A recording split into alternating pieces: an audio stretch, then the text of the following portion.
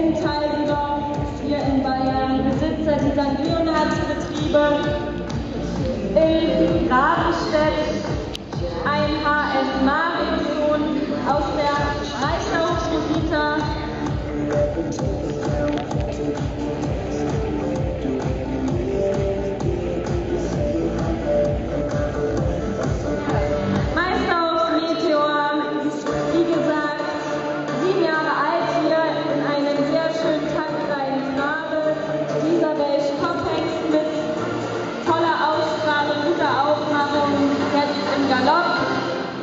hat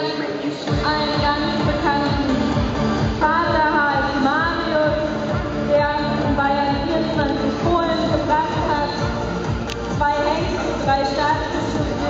eine Prädikatstunde gehört, Meisterhof Portos, eben Meisterhof Meteor, hat auch schon eine Staatsgremienstute gebracht, die Meisterhof Silvaner, die übrigens im letzten Jahr von allen Stuten die höchste Eintragungsnote in Bayern hatte, die Staatspenning Anwärterin. Meisterhof Meteor wurde 2008 in München gekürt und hat auch seine Leistungsprüfung in dem Jahr absolviert und mit 7,6 bestanden.